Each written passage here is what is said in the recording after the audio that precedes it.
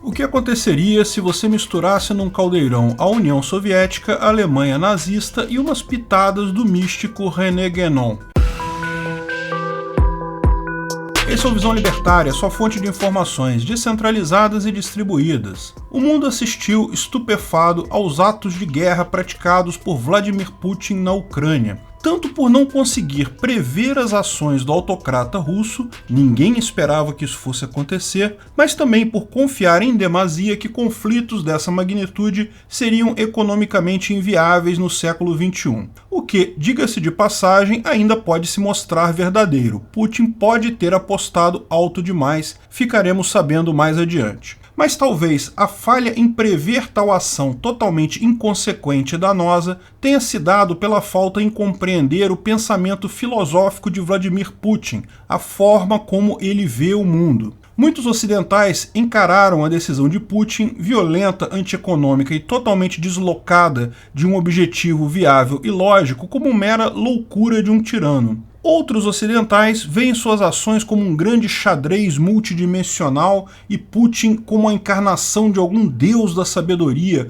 apostando todas as suas fichas que ele calculou com antecedência todas as variáveis e conseguiu prever toda a ação humana de milhões de indivíduos para sagrar-se vitorioso ante qualquer batalha. A verdade certamente está em algum ponto entre esses dois extremos. Não foi por loucura, mas é impossível atribuir isso a uma decisão lógica razoável. Mas, se muitos duvidam que Putin seja um grande estrategista, um gênio iluminado capaz de vencer qualquer batalha, uma coisa você pode ter certeza: Vladimir Putin acredita nisso. Ele se vê como uma espécie de Hércules capaz de redesenhar o futuro da humanidade. Essa autoconfiança é, na verdade, expressão da própria filosofia adotada por Putin, chamada Eurasianismo, e que tem como seu maior expoente Alexander Dugin, um nome de singular importância para que possamos entender muitas das facetas da atual crise na Rússia. Alexander Dugin é, numa breve descrição, um filósofo filho de um oficial da KGB, além de ser a principal voz da chamada Quarta Teoria Política. Ele foi o principal organizador do Partido Bolchevique Nacional, da Frente Bolchevique Nacional e do Partido da Eurásia.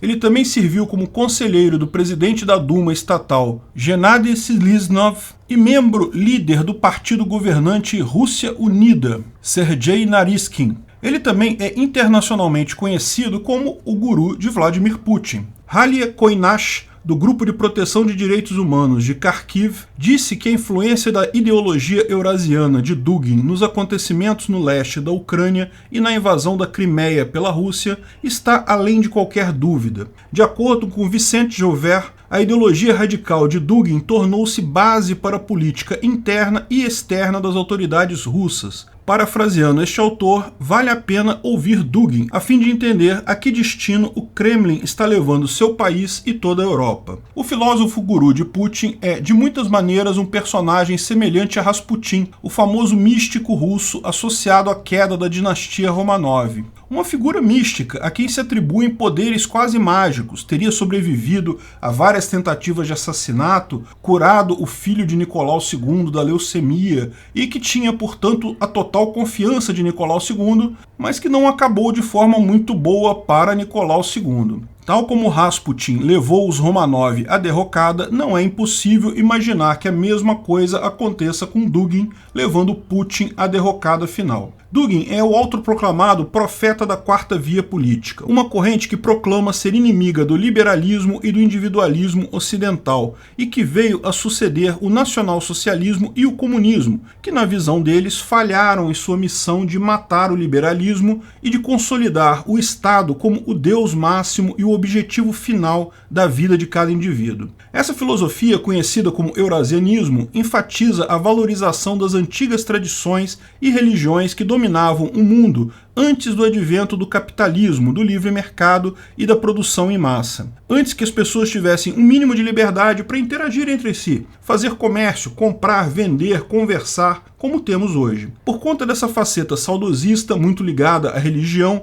os mais desavisados acabam vendo essa proposta como uma filosofia alinhada aos valores do conservadorismo. Mas esse é um erro crasso. Investindo neste engodo, não é de se estranhar que o próprio Putin venda a si próprio como a expressão dos valores da tradição em contraste com a decadência do Ocidente. Esse discurso atrai muitos homens descontentes com o progressismo ocidental. O misticismo também está na raiz do eurasianismo, principalmente pela notória influência de René Guénon e Julius Evola. Os mais céticos dentre nós podem muito bem achar que esse fator místico é de pouca importância, mas grandes eventos da história mostram que a crença em uma missão espiritual esteve por detrás de grandes eventos da humanidade, particularmente no século XX, infelizmente muitas vezes com consequências trágicas. Há o caso de Rasputin, o místico russo dos Romanov, que já mencionamos, o qual muitos historiadores atribuem uma participação decisiva na queda de Nicolau II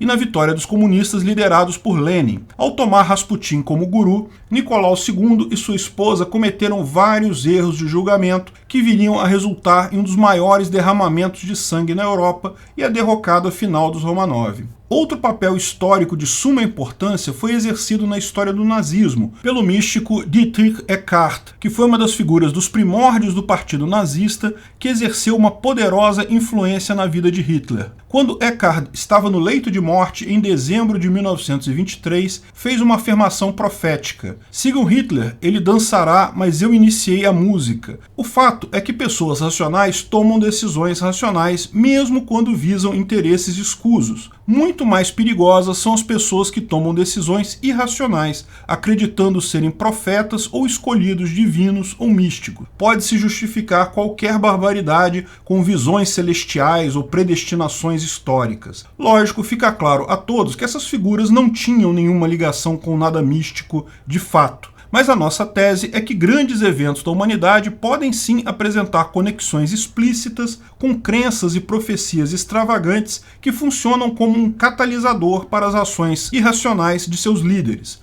O líder se sente justificado em uma ação, mesmo que sem nenhum embasamento no mundo real, apenas observando os aspectos místicos que, no final das contas, podem estar apenas na cabeça dessa pessoa e de seus gurus próximos. Esse é certamente o caso do guru de Vladimir Putin. Infelizmente, certas pessoas com um forte senso moral e ligada à pauta dos costumes, muitas vezes acabam atraídas pela lábia de pessoas como Alexander Dugin. No entanto, antes que você vista sua armadura templária e se aliste no exército eurasiano, cabe conhecer melhor os meandros dessa filosofia. Isso não é conservadorismo. No prefácio à edição brasileira do livro A Quarta Via Política, os adeptos nacionais do eurasianismo afirmaram que a obra contém diretrizes que se mostrarão extremamente úteis para que os autênticos revolucionários apliquem na construção de uma quarta teoria política. Essa alegação contida no prefácio do livro de Alexander Dugin já é, por si só,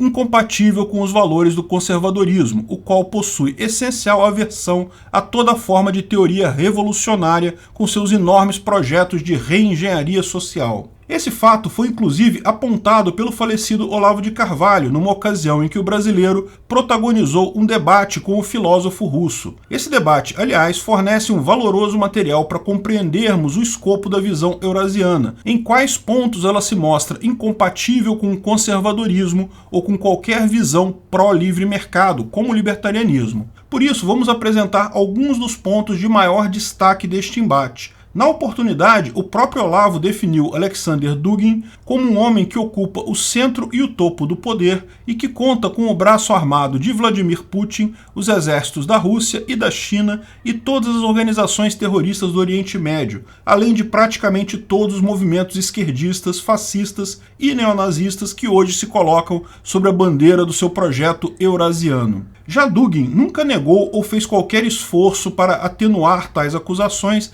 mesmo porque elas descrevem a pura e simples realidade. Em seu debate com Olavo de Carvalho, que chegou a virar um livro, Dugin apenas lamenta que Olavo não comungue da sua visão de que o Oriente é a única salvação para as tradições da humanidade. O projeto eurasiano também toma emprestada formas utópicas da teoria de Platão, advogando a formação de um Estado perfeito. A sua visão também bebe da tradição hindu, de onde extrai também a importância das castas. Para que não restem dúvidas, vamos a uma citação das próprias palavras de Dugin que estampam essa visão. A ordem dos guerreiros e dos sacerdotes, para mim pessoalmente, e implicitamente para a maioria dos povos eurasianos, é muito melhor do que a ordem dos comerciantes. Mais que isso, eu sugeriria a aliança entre o militarismo russo-chinês e a Irmandade muçulmana na luta comum para a derrocada da ordem mundial americana e para encerrar a globalização e o modo de vida americano. Esse projeto não só abrange a promessa de que o Oriente irá expurgar o mundo da chaga do individualismo ocidental, como almeja uma nova conformação geopolítica formada por grandes blocos supraestatais como a União Europeia. E, ironia das ironias, Alexander Dugin não tem a menor vergonha de se apresentar como um grande adversário do globalismo, sendo que, se posta em prática, suas ideias encaminhariam para o mundo com o fim das nações e a formação de algum tipo de oligarquia mundial formada por blocos quiméricos de supernações onipotentes, o cúmulo do globalismo. Durante a Guerra Fria, Rússia e China, que são a menina dos olhos de Putin, mataram juntas o equivalente a 140 milhões de indivíduos, boa parte sendo seus próprios parentes, amigos e vizinhos. Enquanto isso, no mesmo período, a tão odiada máquina americana de guerra foi responsável por menos de 2 milhões de mortes. Não estamos falando só no passado. Até hoje é muito mais fácil você morrer por criticar um político na Rússia ou na China do que em qualquer lugar dos Estados Unidos. Mas segundo as indecorosas acusações de Dugin e Vladimir Putin, o Ocidente precisa ser expurgado dos vilanescos valores individualistas e capitalistas em nome de valores rotulados como tradicionais, supostamente superiores, mas que no final das contas ensejaram cenas de canibalismo nos gulags siberianos. É uma questão de aritmética elementar concluir que os individualistas americanos, na pior das hipóteses, são 100 vezes menos assassinos do que os solidários russos e chineses. Além disso, mesmo afirmando lutar por valores transcendentais, as palavras de Alexander Dugin mostram o mesmo relativismo moral adotado nos escritos de Karl Marx. Vejamos um outro trecho de suas afirmações estapafúrdias. Diferentes culturas não sabem o que a realidade significa. É um conceito, nada mais, um conceito entre tantos outros. Portanto, sua imposição como algo universal e ostensivo é um tipo de racismo intelectual. Ou seja, ao ser confrontado pelos números do morticínio comunista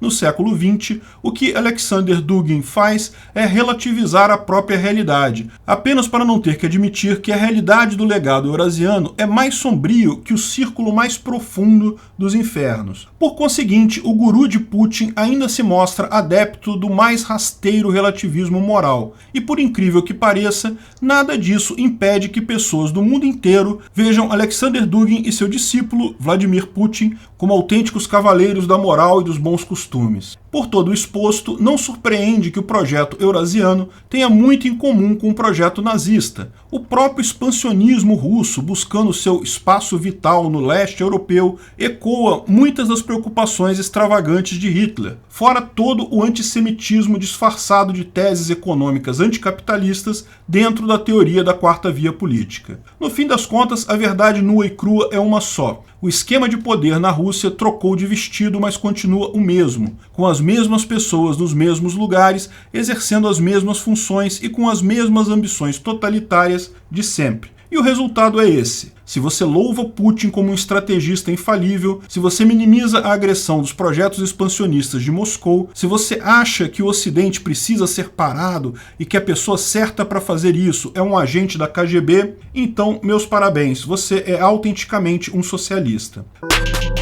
Obrigado por sua audiência. Esse artigo foi sugerido e escrito por Rodolfo Andrello, revisado e narrado por Peter Turguniev. Esse vídeo foi um oferecimento de armataweb.com, cloud e serviços de data center. 100% de compromisso com a satisfação e privacidade dos clientes. Aceitamos Bitcoin. Veja o link na descrição do vídeo. Se você gostou desse vídeo, clique no like e compartilhe ele em suas redes sociais. Se inscreva no canal para nos ajudar, clicando no botão vermelho abaixo. Se quiser ser avisado de novos vídeos, clique no sininho ao lado. Se você quiser comprar camisas e outros itens do Visão Libertária, veja nossos itens no site Pimenta no Café, pimentanocafé.com.br/Visão Libertária, tudo junto sem acento, ou clique no link da descrição. Até a próxima!